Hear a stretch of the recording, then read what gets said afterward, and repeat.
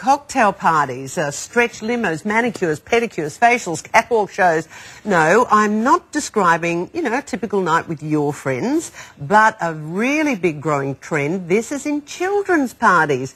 And I'm talking girls as young as 3 years of age. This is a big business. Pamper parties, over-the-top focus on glamour for young girls, and experts are worried that we are pushing our children to grow up way too quickly. Now, the US sitcom Modern Family had a look at this subject. See this. Check it. I'm a scary black cat. To what? Honey, trust me. Ew. Yellow. What? You don't put on an old costume. Not from when you were 8. You trying to get candy or Japanese businessmen? Change it. Go. Okay.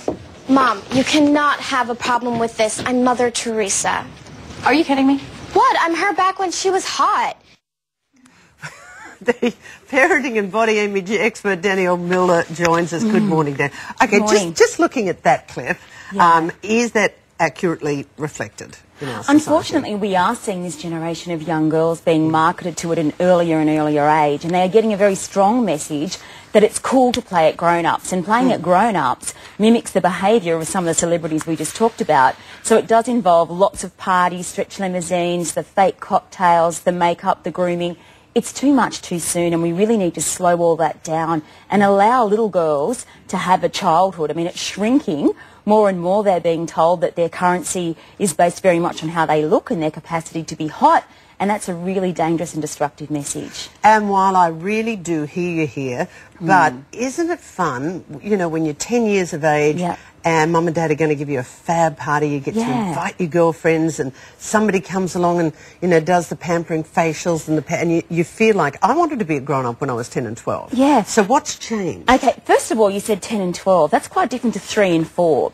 So by the time you're sort of 10 and 12, you might be interested in exploring some of those things, and that's quite different from very little girls doing this. But the other thing that I think is different, Kerri-Anne, is that playing dress-ups can be great. You have a big dress-up box and you put on a princess frock and off you go.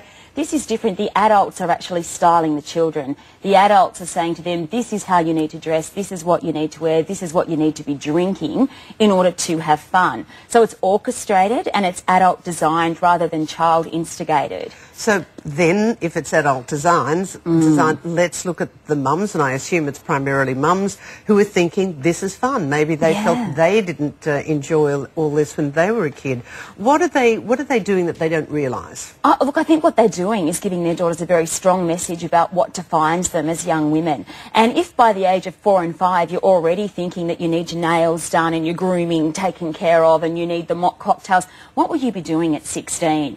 If it was just a party in isolation, it probably wouldn't be so damaging, but it isn't. What we're seeing with young girls is that they are bombarded with messages. So we've got the dolls, we've got the clothes, we've got the makeup range, we've got the parties, we've got the song lyrics. It's relentless, and it's the cumulative effect of all of those messages that try and tell young girls that raunch is okay, that raunch is empowering, that we are really concerned about, because that's very limiting, and we know that it does increase to things like anxiety, body image, problems about their emerging sexuality. It's a difficult time to grow up anyway. So if you go back 20 years, it was a minimalist effect, one every once in a while, but now it is the cumulative. Well, can you imagine, you know, when we were little, having things like Playboy pencil cases, you know, to take off to primary school with you. Little bras for 5-year-old, hot pink and black with skull and crossbones. Little undies, you know, size 3 that say things like born to shop. I mean, what happened to the feminist age? And, you know, we've got the boy doll, suitably dressed and covered up. The girl doll, in comparison, is wearing very little and, in fact, has what looks like a mock pina colada cocktail there as her accessory. But at the same time, you've got Madonna coming out with her daughter, Lourdes, and Madonna's got her very well-designed tush hanging out the back of her hot pants. Yeah, and this is the thing. I think as parents we need to realise that we're not powerless. First of all, we shouldn't be buying into this. And secondly, we need to provide good role models for our girls and show them that being a strong, confident woman... So the moral of this story is don't walk out, even if you've got a good butt in hot pants.